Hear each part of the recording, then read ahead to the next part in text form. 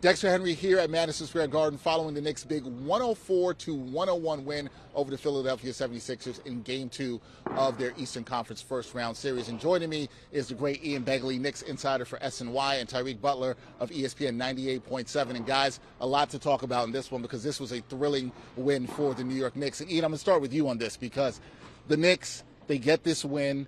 They have a flurry of points, 6 points in the last 27 seconds, and they get this done. Some people are calling this the reverse Reggie Miller game. How big is this win for the Knickerbockers? Obviously to go up 2-0 in the series, but just in the way they got it. Yeah, the way that they're winning games with Jalen Brunson struggling and the way that they're pulling things out like this at the end of these games, it's remarkable. And this was big. You get a split at home, you're going into Philly, and you have to get one of those games. Now you get two. You would like to get one. You'd obviously like to get both of them, but you don't have to get one. So this was major for them, and especially to do it the way they did it, getting contributions up and down the roster. Again, Jalen Brunson, their leading scorer, not really scoring the ball well, but Isaiah Hartenstein, Dante DiVincenzo, Miles McBride, Bojan Bogdanovic, and on. It just shows you the depth of this team, and it shows you the lack of quit in this team. I think that speaks to Tom Thibodeau. Yeah, it speaks a lot to that. We've been talking about that all season long. The fans know that for sure. And Tyriq, look, Jalen Brunson, best player on the team, has not shot the ball well through the first two games, 16 of 55 in games 1 and 2 combined. The Knicks able to get this wins without him. How big is that? And are you concerned about his ability to be able to turn it around as we move forward in this series? Well, it's huge because if we had started the series and I told you in the first two games he's going to be shooting, under 30% from the field and under 20% from three against a team that come in on a 9-game winning streak. They were pacing 65 wins with Embiid in the lineup. You would say there's no chance they would be up 2-0. But that's where they stand right now, and as Ian just said, it's a testament to the strength in numbers. Like the Warriors years ago used that mantra. That's what the Knicks are exuding right now. And am I concerned about Brunson? No. I think he's earned the benefit of the doubt that he can figure out a defense. Oubre's done an excellent job. They're playing the zone on him.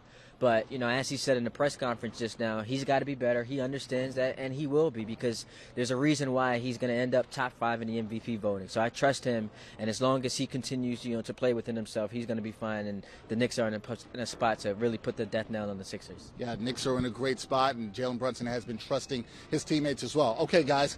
They get the win. They're up 2-0, but now the thing is they're in a good position, as you just mentioned, Ian, to go to Philadelphia. They could get a split, or they could win both games, and then this series would be over. What are the keys? And I'll start with you, Ian. What are the keys to the Knicks at least getting either a split or taking 2 in Philly coming up? Yeah, I'm looking at Tyrese Maxey because he's really been able to get to wherever he wants to go on the floor for the first 2 games of this series, and the Knicks have been fortunate to win both of these games. But you think Maxey, if he gets going like that at home, it might be a different story. How do you slow him down? Do you throw a second defender at him, trap him, try to keep the ball out of his hands? There's got to be some kind of adjustment where you can keep Maxey from getting to the rim as easily as he has over these first 2 games. We'll see what Tom Thibodeau and the coaching staff come up with, but to me that's paramount when you're going into Philadelphia. All right, so try to slow down Tyrese Maxey at 35 points in Game 2. Tyriq, what about you? What are your keys as the Knicks head to Philadelphia? Well, you got to continue to dominate the boards the way that they have.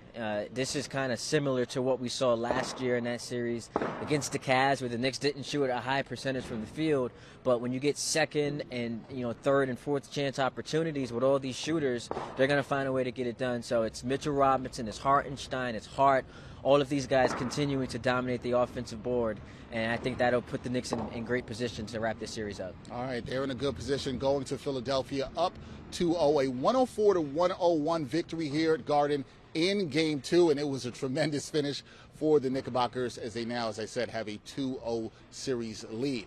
That's Ian Begley. That's Tyriq Butler. Guys, thanks for joining me. Appreciate it.